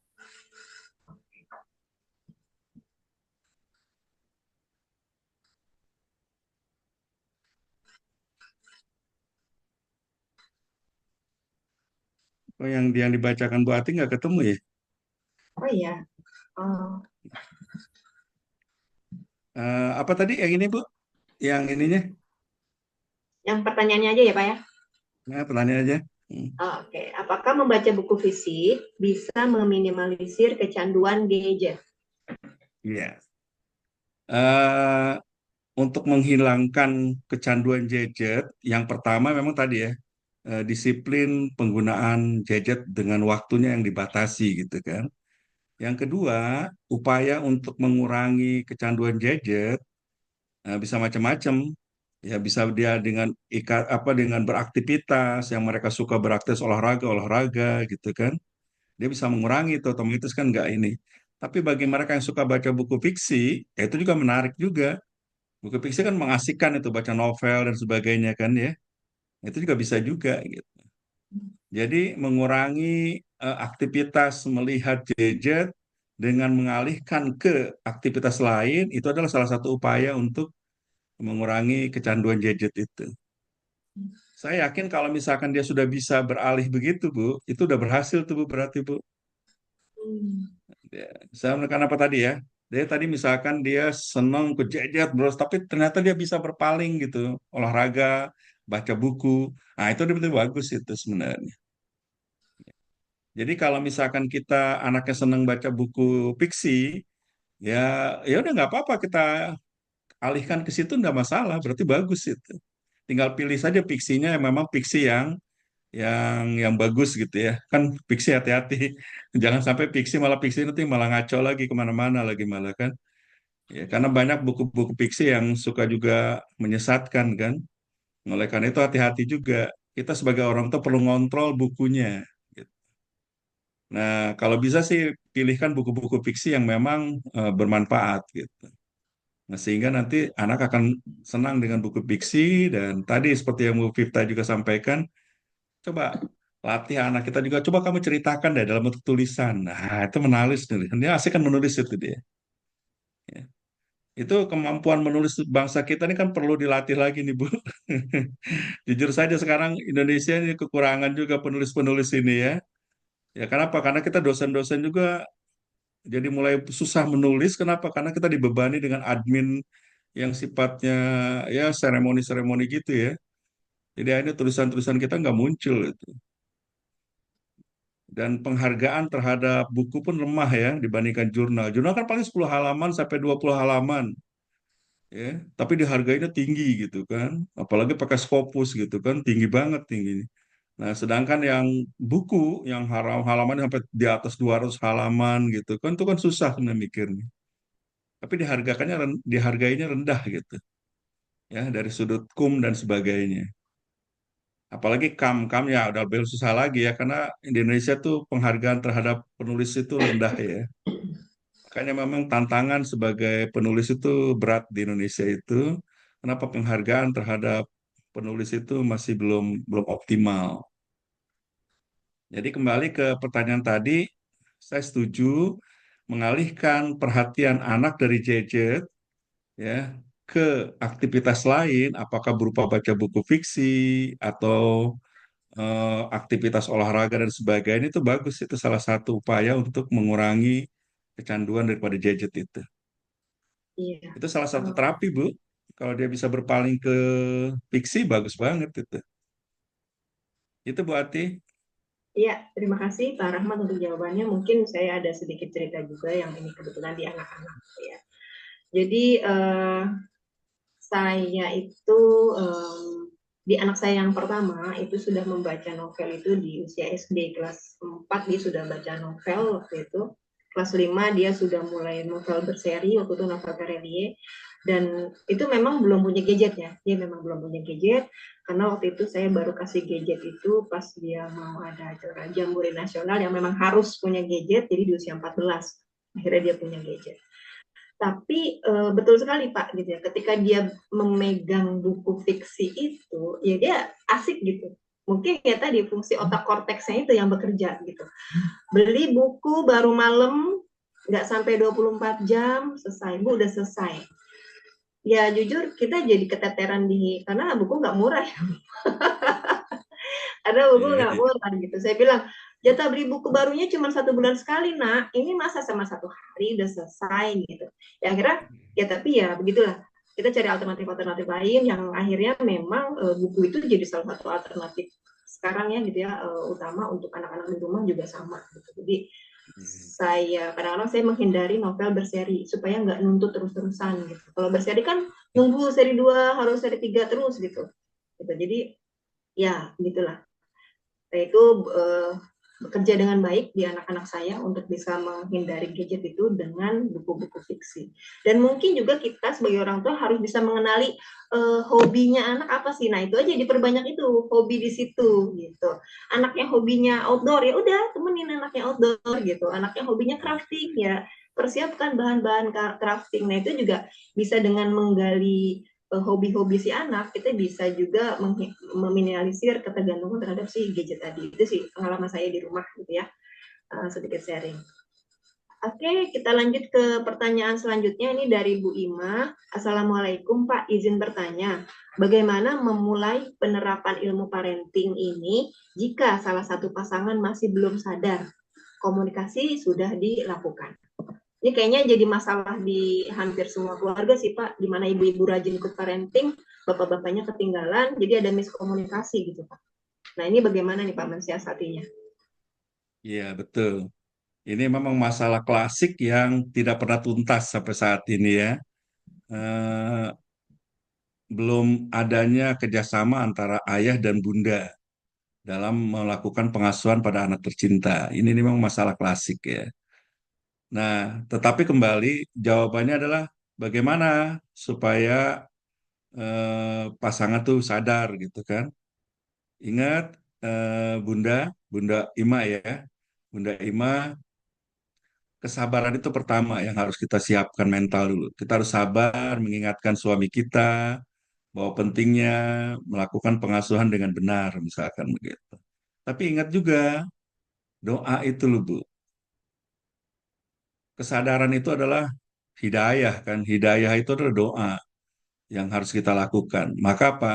Ya kalau perlu di sepanjang malam kita tahajud kita itu ya sepanjang malam ini apalagi Ramadan ini Bu Ima cobalah doa ya Allah bukakan pintu hati suami saya agar dia mau memahami bagaimana cara mengasuh yang baik dan benar misalkan begitu itu insya Allah Bu ya dia akan berubah. Nah, bisa melalui ibu perubahan itu bisa juga melalui orang lain bisa juga. Ya karena apa? Karena kalau memberikan kesadaran kita sendiri aja susah, ya memang agak sulit, Bu. Kalau kita hanya mengandalkan diri kita, maka kita mohon pada Yang Maha Kuasa. Nah, di sini Allah inilah yang kita minta, ya. Doalah, Bu, ya. Jangan lupa. Karena untuk merubah hati seseorang itu hanya Allah. Nah, oleh karena itulah kita lakukan itu. Nah, tetapi perlu diingat, sabar. Nah, itu tadi. Sabar, harus menyampaikan perlahan-perlahan gitu. Bu. Setiap peristiwa yang berkaitan dengan pengasuhan, sampaikan kepada suami ibu, ya. Nanti mudah-mudahan dari situ nanti dia, oh iya, gitu. Sampaikan perkembangan anak kita, misalkan anaknya gimana nih, Abu Imam misalkan. Sampaikan perkembangan anaknya ke suami. Terus lama-kelamaan, sampai kita ibu berdoa, insya Allah, Bu ya eh, Allah akan memberikan hidayahnya, Allah akan memberikan kesadarannya, sehingga apa? Nanti suami ibu juga akan sama-sama, Bu, ya, membimbing anak-anaknya tercinta dengan baik gitu. Ya. Ya, tapi sabar ya, Bu. Ya harus itu sabar. Itu pertama sabar kena doa. Nah, itu. Ya, Insya Allah. ya, Ya. berarti. Terima kasih pengingatnya untuk tetap bersabar dan berdoa. Ya, Bapak Ibu semua, di kolom chat tidak ada lagi pertanyaan. Kalau di sini masih ada yang mau raise hand, boleh. Waktunya kita masih ada di beberapa menit terakhir. Kalau ada yang masih perlu ditanyakan. Tadi Ya, Waude mau ini tuh, Bu Waude, Waude. mau berbagi, boleh berbagi pengalaman, nggak apa-apa. Nggak Iya, usah mesti boleh. nanya, Silakan berbagi teman-teman yang mau pengalaman gitu. bercerita di rumah bagaimana Ini apa Bu Dian Ratnawati juga boleh tuh. Bu Dian, Bu Yeni, siapa lagi nih? Luzi, Siti, Luzi Bu mau Siti dari share? Karawang, boleh. Buria mau nanya Buria? Atau mau cerita juga boleh? Mau cerita juga boleh. Pengalaman dengan gadgetnya di rumah masing-masing.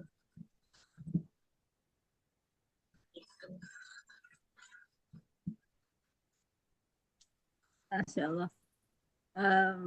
Oke, makasih Bu Ati, Pak. Sebenarnya kalau mau ditanya ada juga sih, cuma banyak ya kalau terkait AI ini sebetulnya. Seperti inilah contohnya Pak ya. Di sekolah sekarang, sekolah umum ya, negeri, bukan sekolah yang internasional atau yang apa, pelajaran itu kan sudah lebih rumit dibandingkan dulu pada zaman kita. Misalkan ketika dulu kita kelas 4 SD, mungkin itu penjumlahannya masih sederhana. Yang sekarang itu lebih kompleks lagi anak-anak sekarang. Ketika kadang kita tidak bisa menyelesaikan masalah itu, kita mencari bantuan dari AI.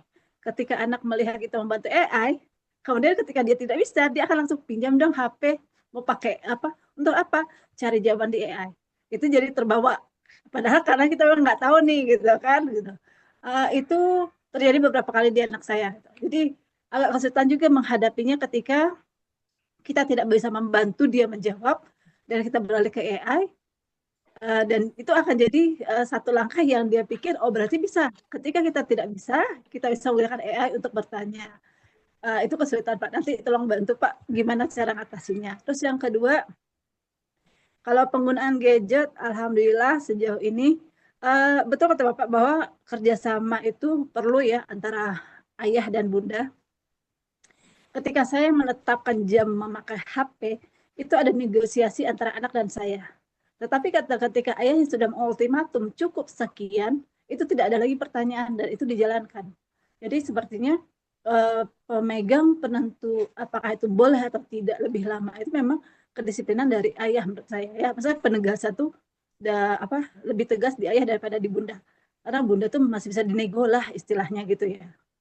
Nah, dengan menyikapi itu Pak, materi-materi yang sudah jauh lebih tinggi di anak SD, SMP, itu bagaimana Pak untuk mengajar mereka kritis, sedangkan di sekolah pun kadang eh, ya kalau guru umum negeri gimana ya, saya pun guru ya, jadi ketika anak tuh ini, Bu boleh nggak ada negosiasi, Bu boleh nggak, apalagi dengan sistem kita yang tidak ada anak yang tidak tuntas, semua anak itu pasti akan tuntas, semua anak pasti akan naik kelas, jadi keinginan mereka untuk fighting, untuk berpikir kritis itu memang jauh lebih berkurang gitu, karena nggak apa-apa sekarang salah, kan nanti juga tuntas. Jangan kan itu ketika saya mengatakan bahwa oke, minggu depan kita akan ujian AA, ujian apa, ujian tema, ujian bab 1.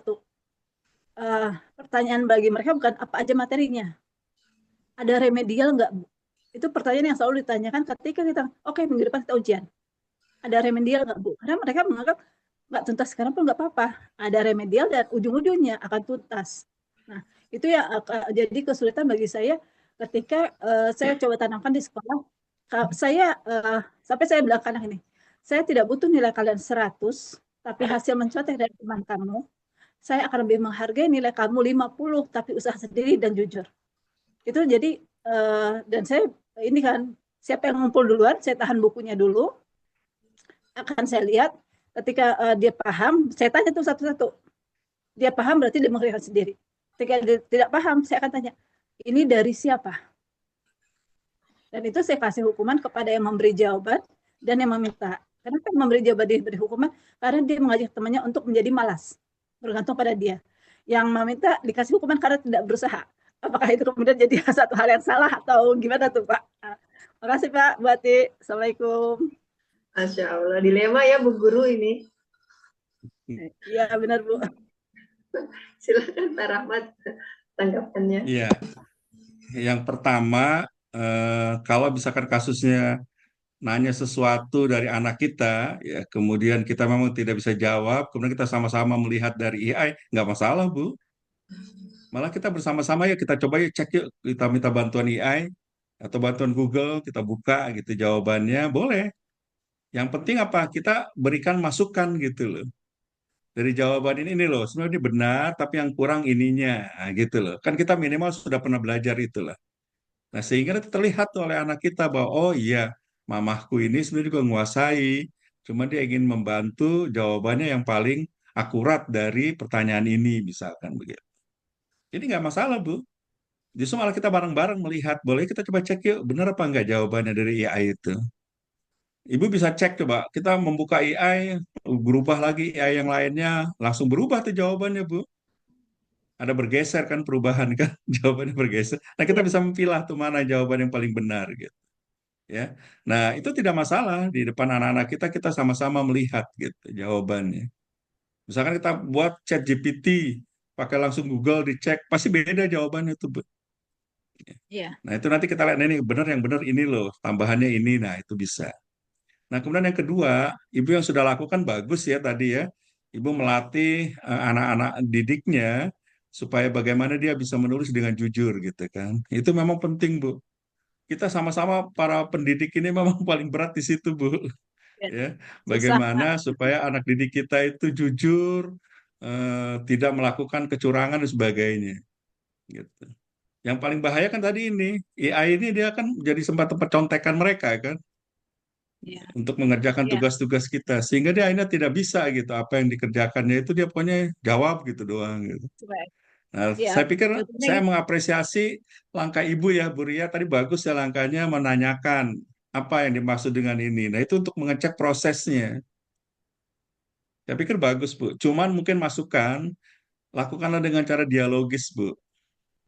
Dialogis tidak melakukan penekanan gitu ya, tidak melakukan intimidasi gitu lah. Itu yang perlu dihindari. Ya, dialogis nggak apa-apa, nanyakan gitu. Gimana nih kok, kenapa bisa begitu ya? Nah, misalkan begitu. Ini harus begini. Kenapa kok bisa begitu? Nah, itu kan bisa Bu ditanya seperti itu. Itu dialog aja kan Bu. Tapi kalau misalkan kita melakukan intimidasi, melakukan penekanan, buat anak stres, nah malah justru malah nggak nyaman nanti pembelajarannya. Gitu. Ya, saya Kalau pikir selama apa yang ini sih dilakukan oleh Bu ini Ria Pak. sudah bagus ya. Karena apa bukan ini apa karena dengan sistem sekarang kan kita harus ada kesepakatan kelas ya Pak ya. Jadi itu saya sampaikan Hmm. di awal. Jadi ketika dalam pembelajaran ada yang seperti itu akan saya tanya gitu kan. Karena kita kan secara nggak langsung ya ketika kita mengajar kan kita sudah nampak anak ini yang bisa dan tidak bisa gitu. Jadi ketika dia Hmm. ini eh, konsekuensinya apa? Seperti itu mungkin dia terkesan lebih intimidasi ya Pak. Jadi menakutkan jadi ya Pak ya. Iya, iya. Oke, makasih banyak Pak. Ya, sama-sama. Makasih Bu Ria. Masya Allah, Pak. niatnya udah baik ya Bu Guru ya, cuman karena teknik penyampaikannya belum tepat, jadi dianggap mengintimidasi. Ya.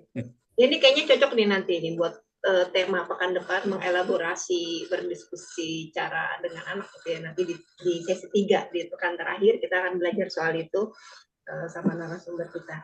Ya, Bapak Nanti Ibu setelah itu semua, Bu Vipta nanti ya. Bu Ati ya kita minta Bu Vipta nyampaikan materi apa gitu. Kita berbagi belajar bersama Bu Vipta. boleh, Jadi dari boleh. Siap. pengalaman-pengalaman luar itu penting itu Ya, ya. boleh. Untuk bisa Yang membuka termasuk ya Bu wawasan, Ria, nanti Bu Ria dari sudut pendidikan apa gitu loh. Ya. ya, Kita kita belajar jadikan bersama ini di mitra sini, di belajar. grup ini kita buat kelompok belajar lah ya. Siap, insya Allah. Siapapun Diterima. sama-sama bisa menjadi pembicara gitu ya, untuk kita merangsang diskusi sebenarnya gitu. Oke, Ya, silakan Bu Ati. Teh Ati, Iya. maaf, Ya, Bu Ria guru apa ya? Kalau boleh tahu mata pelajaran apa? Bahasa Inggris, Teh. Oh, bahasa Inggris, oh, Masya Allah. Jadi kalau pakai AI mereka tuh kebanyakan HP-nya ditranslate ke bahasa Indonesia kan. Coba mengerjakan latihan menggunakan HP. Bu, kalau misalnya menggunakan pronoun lah, jawabannya kan sama semua ya. Her, she, hers itu kan jawabannya dia semua. Bu, ini kok dia semua jawabannya. Kamu pakai apa? Bahasa Indonesia. Bahasa Indonesia dengan bahasa Inggris akan berbeda artinya. Rubah lagi bahasa Inggris baru ketemu jawabannya. Itu kendalanya. Iya, iya. Iya, iya, Masya Allah, Masya Allah. Iya, saya juga merasa dulu kalau saat belajar bahasa Inggris di sekolah, cara cara guru kita mengajarkan tuh emang kayaknya rumit banget. Ternyata kalau di sini kan mereka juga ada pelajaran bahasa Inggris ya, biar anak-anak. Itu tuh kok rasanya lebih gampang banget. Kayaknya metode belajarnya memang ya Pak ya. Contoh seperti Ya, kayak ya, misalnya, betul. iya metode belajarnya. Kalau misalnya kayak matematika yang saya ceritakan tadi ada di iPad itu ya, mereka ada tugas matematika. Di setiap satu soal itu kalau mereka tidak bisa menjawab, ada soal di bawahnya ada video. Video Oh, menjelaskan bagaimana cara mengerjakan itu per soal ada. Jadi dia seperti aplikasi gitu Bu ya. Setiap persoal itu ada. Tentu contohnya yang dijelaskan di video tidak sama soalnya dengan yang di soal yang mereka harus kerjakan gitu. Jadi mereka menonton videonya sama juga seperti saya juga jadi ikut nonton gitu ya seperti Wak bilang, "Oh, gini caranya. Oh, gitu. Oh, berarti ini." Nah, setelah itu kita mulai mengerjakan, ingat tadi bisa di-pause, bisa diulang. Oh, gitu. Jadi saya pikir memang AI-nya digunakan semaksimal itu. Jadi mungkin untuk guru untuk guru jadi mereka sebelum memberikan soal mereka cari dari AI dulu gitu ya. Oh gini, kemudian bisa diganti ininya. Jadi dimanfaatkan untuk belajar bersama gitu memang. Hmm, iya. Ya, ya. Kalau untuk belajar bahasa itu lebih banyak ke prakteknya sih memang Bu. komunikasi. Jadi misal, iya mereka misalnya em, kalau sekarang kalau anak saya yang besar tuh sudah literatur English literatur gitu ya. Jadi emang agak sedikit lebih rumit. Mereka itu tugasnya setiap minggu dikasih bacaan buku yang harus dibaca ini bab 1 sampai sekian. Nanti mereka harus membuat esainya dan di sekolah mereka kan yang dibicarakan minggu ini kita membicarakan ini gitu ya. Kan orang tua dapat email tuh. Mereka akan membicarakan bab 1 sampai bab 4 misalnya minggu ini. Tolong dibantu mendiskusikan bab 1 sampai 4. Nanti ternyata mereka di sekolah itu diskusi. Kenapa menurutmu karakter si A seperti itu? Kenapa Hmm. mereka melakukan itu? Menurutmu ada opsi lain nggak yang bisa dilakukan dia gitu? Kenapa sih karakter B? Menurut kamu karakter B ini baik atau buruk misalnya gitu? Kenapa baik, kenapa buruk? Jadi memang jadi diskusi gitu. Jadi mereka membaca, memahami, terus mereka punya pendapat juga harusnya menurut saya sih si A itu baik loh Bu, kenapa dibikin jahat ya? Terus kata temannya enggak, menurut aku jahat karena dia begini-begini. Oh enggak, menurut saya gitu. Jadi memang terhidup gitu. Kelasnya tuh hidup sekali meskipun em, berbasis AI. Jadi mereka boleh misalnya merangkum tapi AI yang disuruh rangkum gitu ya. Tapi karena ada diskusi tadi kan Hmm. minimal mereka tetap jadi membaca rangkumannya Ya, yang dirangkumkan AI itu karena kemudian akhirnya harus berdiskusi dan what do you think gitu kan pendapatmu nggak bisa AI karena pendapatmu apa gitu ya jadi memang wah Masya Allah semangat Eh, guru-guru dengan beban masukannya nih akademik Mbak ya Vita. beban laporan saya tahu memang sangat tidak mudah Masya Allah. memang ya Masya Allah Barakallah. Insya Allah pahalanya besar sekali ya. Amin. jadi guru di Aku jadi Indonesia. ini baru nih. Jadi dapat model baru pembelajaran nih Mbak Vita. Makasih banyak bisa tuh untuk materi discussion nanti gitu. Iya, Ya. iya Ibu. Jadi tidak perlu banyak gitu ya. Misalnya belajar he atau she itu kan berbelajar menyebut gitu ya. Jadi memperbanyak, betul memperbanyak menyebut saja. Nanti mereka akan lebih paham daripada menghafal gitu. Jadi kayak dialog di kelas.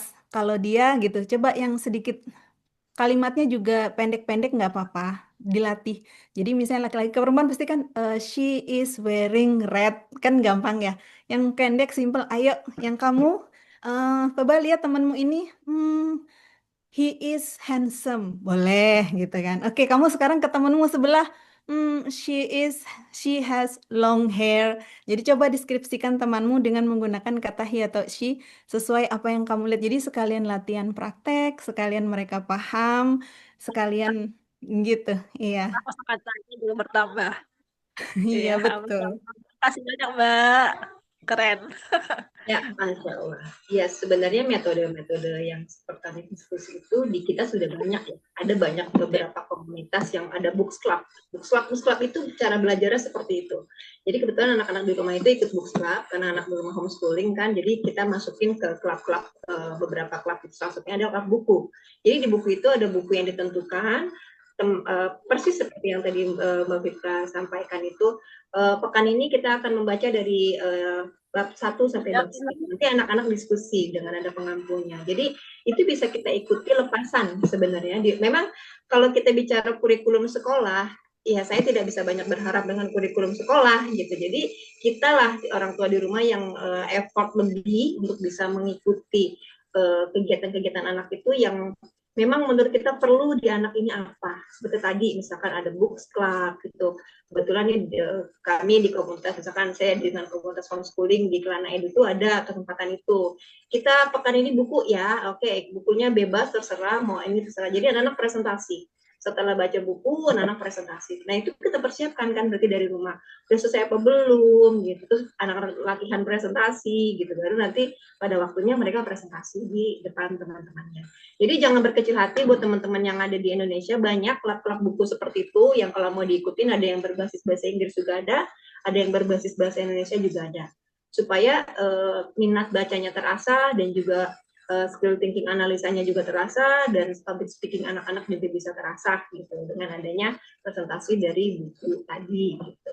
Ya itu mungkin sedikit cerita saya tambahan terkait apa itu tadi metode, salah satu metode gitu yang bisa dimanfaatkan juga lah kita di rumah di anak-anak. Masuk kemampuan menulis, misalkan kita ada journaling gitu. Kita siap pergi kemana, silakan ditulis perjalanannya apa dan apa yang kamu rasakan.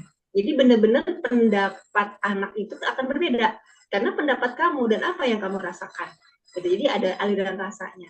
Itu sebenarnya juga bisa tuh diterapkan di kelas-kelas ya gitu ya.